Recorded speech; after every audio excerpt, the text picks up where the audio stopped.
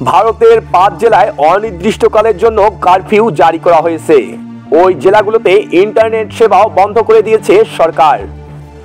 ভারতের 5 জেলায় অনির্দিষ্টকালের কারফিউ এবং ইন্টারনেট বন্ধের কারণ থাকছে প্রতিবেদনে।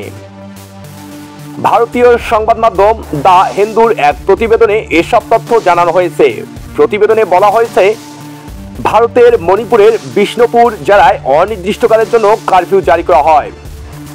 প্রতিবেদনে আরও জানানো হয়, মণিপুর পুলিশের যৌথ দল কর্তৃক আরামবাই তেঙ্গল সদস্য কানন মেইতেইকে গ্রেপ্তারের ফলে সৃষ্ট উত্তেজনায় এমন নির্দেশ দেওয়া হয়েছে।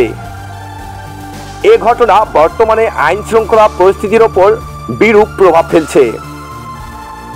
রাজনৈতিক সকল আপডেট তথ্য পেতে চ্যানেলটি সাবস্ক্রাইব ও লাইক দিয়ে পাশে থাকার অনুরোধ রইল। ধন্যবাদ।